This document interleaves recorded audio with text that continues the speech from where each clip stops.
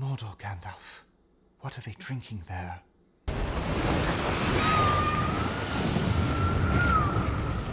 Hi, I'm Harrison. I'm a certified sommelier, huge fan of all things Tolkien, and your Middle-earth Somm. Let's try to cover all the lands in a second darkness and drink like Mordor. So if we're going to figure out what they're drinking in Mordor, first we have to figure out what grows in Mordor. Now, while all the lands to the northeast of Mordor, including such tourist destinations as the Black Gate, Barad-dûr, and Mount Doom, are all contained in an ash-ridden, desolate, barren hellscape, South Mordor actually sounds pretty not bad. In fact, Mordor might be an agricultural paradise. Centered around Lake Nurnen, the land of Nirn, this Nirn, not that Nirn, is effectively the breadbasket of Mordor. It's described as having huge slave-worked fields that furnish Mordor's armies with food, as well as great roads connecting to the tributary lands to the south and east. So, what's up with Mordor's salty-ass lake? Was it even salty? In the text, Lake Nurnen is described as sad, dark, and bitter, and honestly, same. So, a lot of people assume it's a saltwater lake. But for reasons I'll get into, that's kind of impossible. You simply cannot have a massive, thriving agricultural environment with a freaking salt lake. I mean, just look at Utah. Mordor's armies are massive, with estimates ranging from 100 to 200,000 orcs. Though there's nothing definitive in the text, that's all just online speculation. There's no way to feed an army that large based on tributes, pillaging, and cannibalism alone. Looking at you, Feyd-Rautha Harkonnen. So, why do I think South Mordor might be an agricultural paradise? Well, for one, if we go to our map overlay of Europe over Middle-earth, assuming that Hobbiton is centered in the south of England, we see that Mordor lies on the same parallel as Sardinia, Corsica, Bulgaria, North Macedonia, and northern Greece, firmly in a Mediterranean climate. One of, if not the most favorable climate, to agriculture and wine. See our video here about their neighbor, which basically has the same climate, Gondor. Second, we have rain shadow protection from fierce storms on 3 sides, plus even some protection from the direct path of ash from Mount Doom. The gap in the mountains to the east would allow cool air to channel in from the far east, regulating temperatures. Third, ashy volcanic soils are actually kind of amazing for agriculture, allowing for excellent water retention, disease resistance, heat regulation, and so many other awesome things. So what could they possibly be growing in Mordor that they could murder? It's a Halloween episode. Just fucking go with it. It's Halloween for a month and a half. What could they possibly be growing in Mordor that they could turn into tasty booze? To answer that question, we have to ask ourselves, who is Mordor feeding? And the answer, of course, is orcs.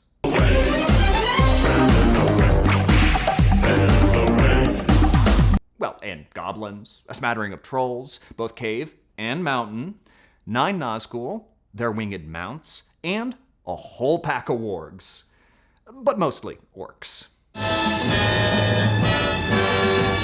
So how do we feed a large army like this at scale? Well, historically, the answer has been bread. We ain't had nothing but maggoty bread for 3 stinking days. The most grown crops in Nirn, that sort of agricultural paradise to the south of Mordor, would most likely be wheat, barley, or other ancient grains. No doubt Sauron wouldn't be particularly interested in the gustatory qualities of his military's rations, so furnishing a large supply of cereal grains would be the greatest return on his investment. Much like the hardtack biscuits dispensed to Roman legionnaires, Mordor would need its armies to have plentiful supplies that could last for long periods without spoilage. And by the way, if you want to see just how awful hardtack is, and why you should pray to God Sauron's got a good dental plan, check out Tasting History with Max Miller's great video on that. No doubt some vegetables and fruits would also be grown, and we may even see citrus, such as mandarins or citron, as well as flavorful veggies like rhubarb, make its way into Nirn's fields, born as tithes from both Easterlings and Southrons. Remember, all of those fruits and vegetables all began in the East. And yeah, sure, maybe we'll see some potatoes too. Potatoes? Boil 'em, mash 'em, stick 'em in a stew. Although I'm really not sure where they'd be getting it from, since potato is a New World crop that should not exist in Middle-earth. But, yeah, if the hobbits have it, f*** it. Mordor can have it too. I mean, we're pretty sure Valinor is effectively the New World, right? And Sauron probably had access to that? Wait. Did Sauron get the hobbits addicted to potatoes in order to get their... You know what? No. We'll handle that conspiracy theory in another video. Now, climactic conditions would also be pretty ideal for olive trees and wine vines, since we are, after all, in a Mediterranean climate. But it's really hard to know if Sauron would see any value in having those cultivated. And let's be real, orcs are disposable.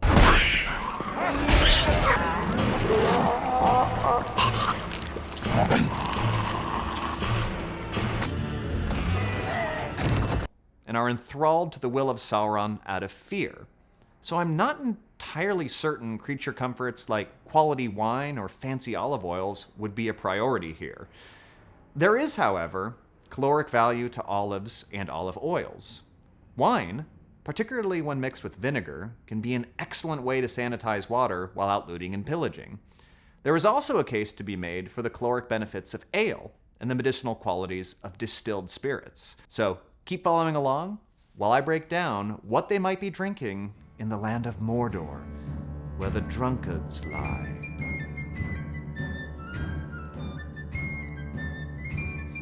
Just a little secret between you and me. I'm wearing shorts right now. I know I got this cool sweater polo on, but it's still September in LA and it is still very hot and the AC is on. So when you imagine me, I know you're thinking I got these really cool like dark pants to match the thing. No man, I'm in like little 3-inch shorts, like little boy shorts. Like if I was walking down the street, I'd be getting catcalled all the time. That's just between you and me, don't tell anyone, okay? Okay. What are Shagrat and Gorbag getting blitzed on in the Tower of Cirith Ungol? Hands off! That shiny shit!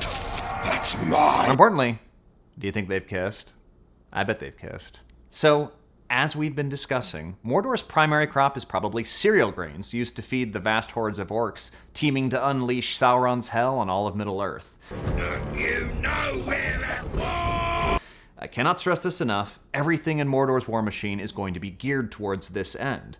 While some luxury treats may be doled out as a reward to orc generals or troops, taste and refinement would not be the emphasis of Mordor's potential endeavors in fermentation. So, if we have all this wheat, barley, and other cereal grains, it stands to reason that orcs would not only be baking it, again, most likely into difficult-to-swallow hardtack biscuits or whey bread, they'd also be brewing it. The north of Mordor, as we've covered, is a desolate hellscape with few sources of fresh, clean water.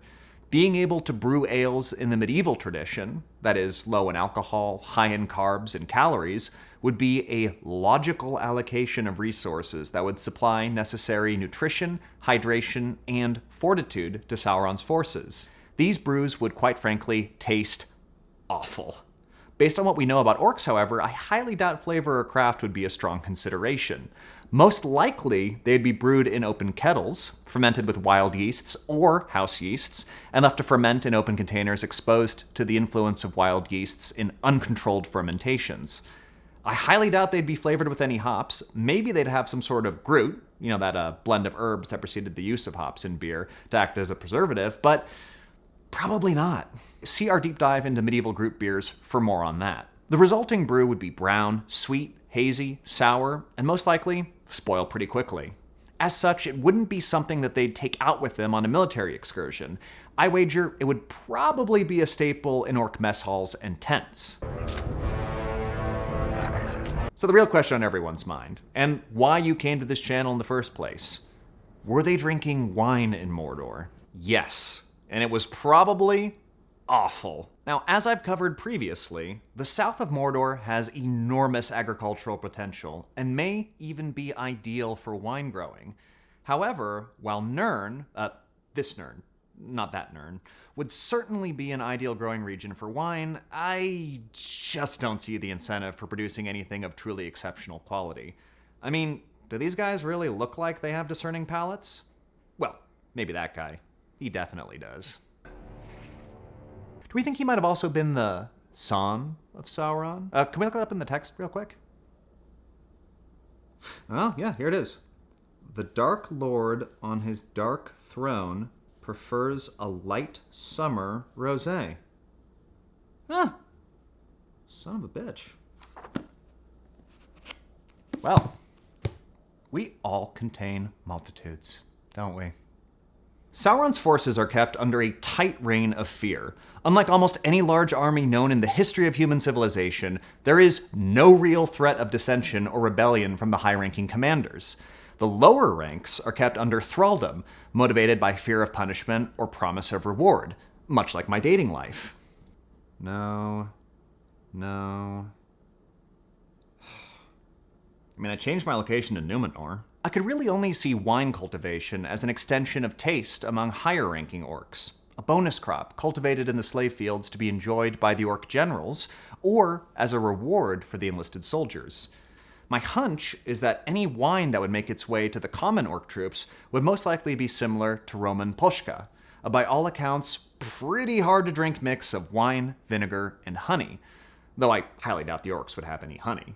If my previous assessment of Mordor beers is correct, that they would be a caloric supplement and clean water substitute that would spoil quickly and thus stay largely behind the Black Gates, then this Poshka-like wine may be what orcs take with them for military campaigns. The mix of vinegar and wine would be diluted with local water sources, sanitizing and providing clean water and refreshment as the orcs ravaged their way across Middle-earth. But is there a chance the orcs could have been getting absolutely ripped? Like a college freshman who just discovered that you can put vodka in water bottles and no one will know? And for anyone in college right now, that's a free tip.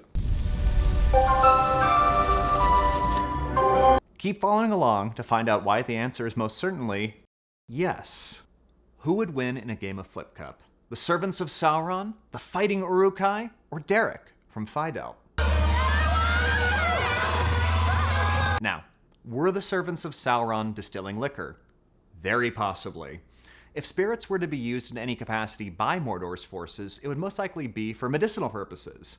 That is, as tinctures infused with bitter herbs, rubbed on wounds, or drunk to fight sickness, or inspire wounded orcs to keep fighting. Treat an outside wound with rubbing alcohol, you treat an inside wound with drinking alcohol. Science. Indeed, this was the primary use for distillates for much of human history. Well, that is, until the late medieval ages, when drunk Europeans did what drunk Europeans do and found a way to make more drunk Europeans more drunk.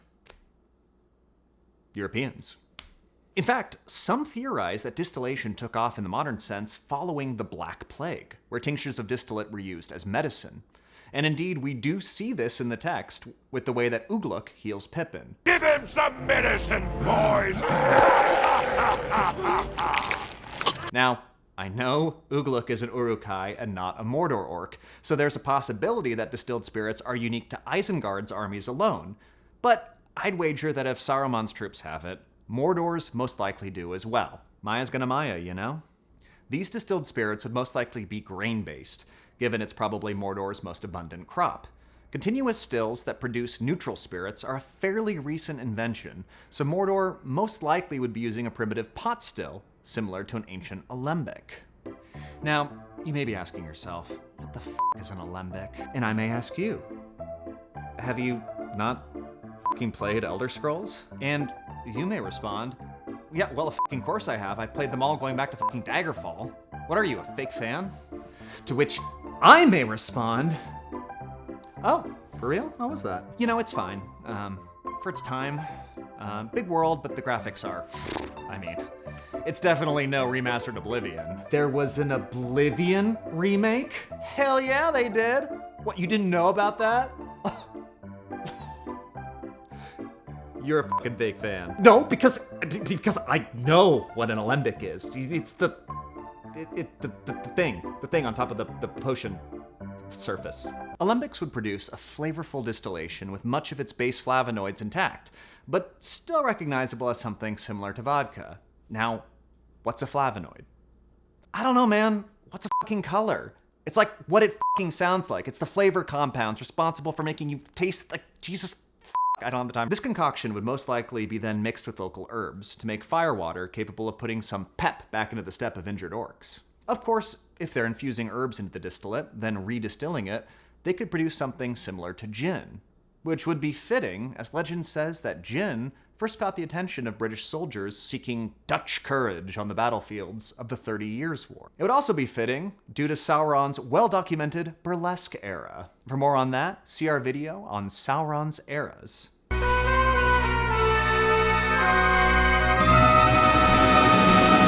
Did the orcs even have the technology to be able to perform distillation? Yeah, probably. We're not really quite sure when we first started distilling. Modern distillation with continuous stills goes back, I think, to the 1800s with the continuous still. That's technology wherein we can keep redistilling something over and over again until you basically remove all original flavor compounds in it. So like your vodka that you have is going to be, you're going to have a base alcoholic, or you're gonna have a base fermented beverage that then is fermented once. So when you ferment it once, there's still some of those flavonoids left in there. It's still gonna taste a little bit like whether it was grain, whether it was barley, whether it was potato. It's still gonna taste. You're gonna have some of those flavors in there. But if you keep distilling it over and over again, eventually it's not gonna taste like anything. So most vodka is run through a continuous still. Most whiskeys are run through a continuous still until you get this base neutral spirit. Most distilleries aren't doing this themselves. Most of them are buying bulk neutral spirits, and then they're aging it in their own way because it's expensive. You have to source all your own grains and go through a much longer process. So most of the stuff that you buy is sort of just bulk bought, and then the final steps are done at the distillery with the way that they age it, or if they're blending it. We were doing primitive forms of distillation 1,000 years ago. There was primitive distillation, thinking about vodka in Poland and other places in Slavic Europe, where they were actually distilling with, it's called ice distillation. And I don't remember enough about it to go into it now, but basically you don't even need a still necessarily to create a concentrated liquor. You're able to do it just with temperatures and ice. If memory serves me right, a lot of distillation was perfected under Islamic scientists, and so they weren't distilling it to drink alcohol and get drunk. They were distilling it for scientific purposes, for essential oils to create concentrated scents. The whole alcohol thing really came about from Europeans once they started really honing in on the distillation technology following the Black Plague and the waning of the medieval ages. Wait, what is this, though, about distillation was done originally not for alcohol to consume? Well, I mean, so distillation most likely wasn't, like... Did you know that distillation probably wasn't invented for us all to get absolutely smashed off our asses? It was probably so things would smell better. Distillation wasn't originally performed with the idea of creating alcohol to drink to get drunk. It was mainly done in order to get what we call now essential oils, to be able to get those strong oil scents. It was for medicinal purposes, creating tinctures. This is back before we had modern medicine and germ theory. And then it really came to Europe through the plague periods, and then catalyzed into the kind of mass distillation for alcohol that we think of today. Now, there's something particularly orcish that I just love about the possibility that they're distilling spirits in Mordor. So, when you're distilling, the distillate is broadly categorized into 3 unique phases. The first is the heads, an undrinkable portion containing a high percentage of poisonous methanol, bad-tasting aldehydes, and ethyl acetate. The second, what we all end up drinking, is called the hearts. The third and final portion is called the tails, which is similarly full of undesirable alcohols and compounds. To know when the distillation has transitioned from one phase into the next is purely the result of time, experience, expertise, and craft, and there is almost always a small amount of overlap between the three phases, meaning that some of that poisonous head can end up in the heart. Ah, damn. You know, that was a really good band. You know, what was that genre called? Stomp and Clap? Why do we ever stop making Stop and Clap? There were so many good Stomp and Clappers. We had Mumford & Sons, Lumineers, Edward Sharpe, and the Magnetic Zeros, Zooey Deschanel. Wait, was Zooey a stomper or a clapper? No, she was a stomper and Ward was the clapper. Or did I have that reversed? God, I could just never tell them apart. They look so similarly. Some of that shitty tail can end up also in the heart. Now, master distillers know how to blend and age and redistill to make sure that your firewater is as delicious and non-poisonous as your country will legally allow. I don't think orcs would be so scrupulous. I could just totally see them full on drinking the poisonous heads or unsavory tails just to have bragging rights or to prove their strength. And I'm fairly certain I know what genre of music they'd be listening to while they did it. Who was drinking grog in Middle-earth? Was it the orcs, or was it no one?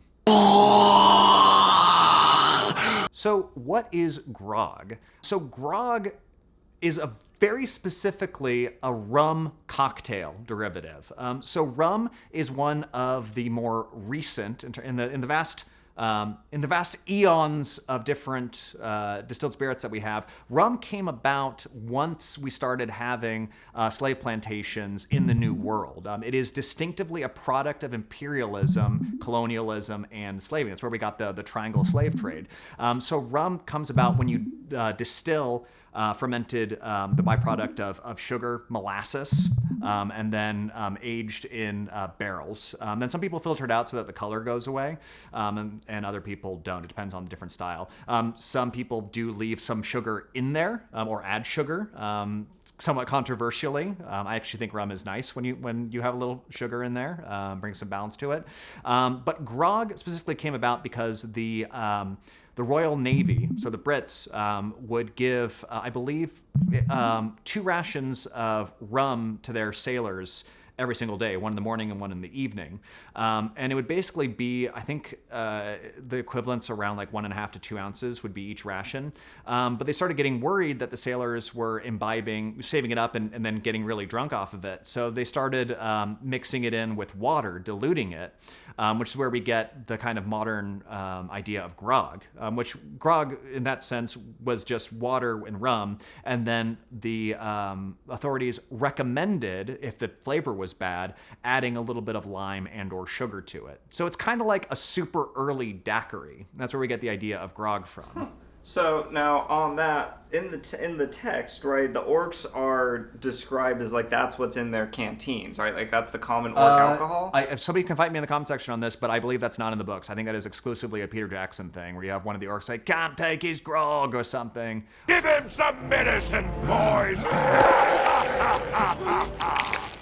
I think it's "can't take his medicine," which is a line from the books, but I think that the idea of grog, I don't think that that's actually in the text itself. And I could Control F and search for that right now, but we're recording this live, and We're so going I'm to going see right now, and Yeah. it's like, if we found it, it's going to be on screen right now. There's absolutely no reason why the orcs should have grog. There's no reason they should have sugarcane distilled spirits. They're not in the right climate for that.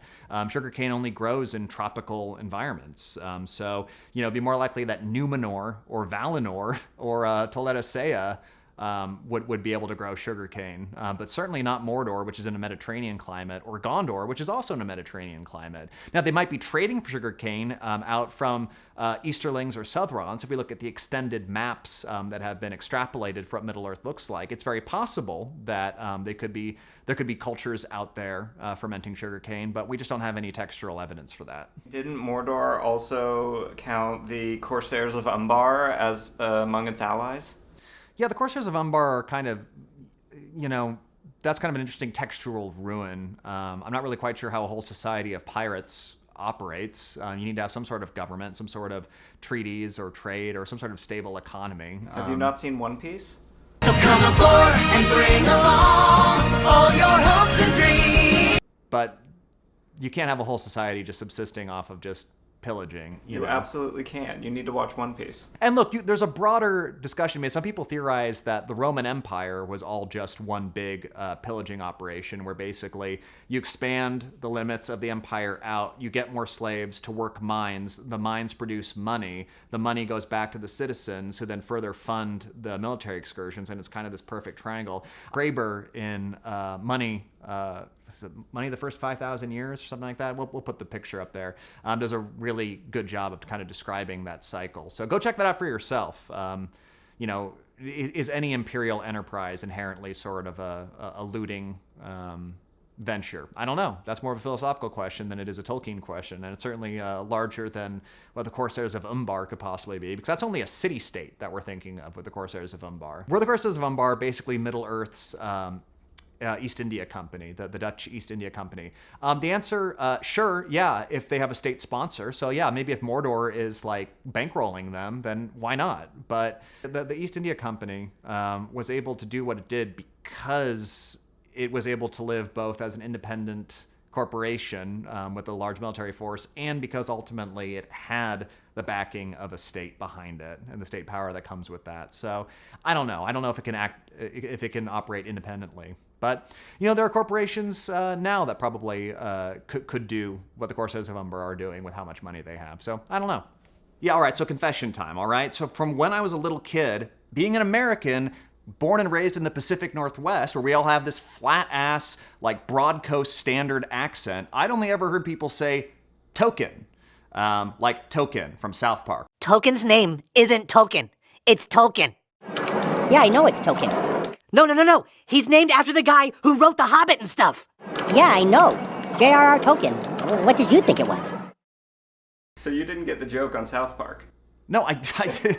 I did get the joke on South Park, but I'm like, why are they talking about the professor that way? So I'd only ever heard like super posh British people go, "Oh, Tolkien. Yes, I love Tolkien, the Silmarillion." And I was like, okay, I mean, that's just a British thing. But apparently, it really matters a lot to y'all that I've been saying Token for a long time. And honestly, I'm embarrassed for me. And that should be enough. I have tried to apologize. I have done my best. And now I am overcorrecting. So if in the last couple of videos you've heard me saying Tolkien, just know that it's because I don't want to get yelled at anymore. I'm very sensitive. I have a mushy little heart, and my soul can't take it. Tolkien. Like, the toll that this is taking on my soul has made me very keen to say Tolkien.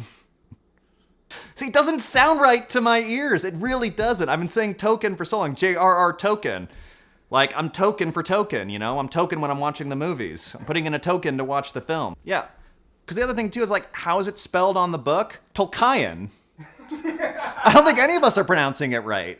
I'm not a monster. New canon, J.R.R. Tolkien. Get it right. See you in the comments section. Thank you so much for watching. If you enjoyed our breakdown of the wines, ales, and spirits of Mordor, please like and subscribe, as we have so much more on the way. And as always, let us know what you think they're drinking in your favorite part of Middle-earth, Westeros, Arrakis, Hogwarts, Downtown Disney, or Universal City Walk. Please stop DMing us about Knott's Berry Farm. We very much know what they're drinking there, and it does not need to be covered.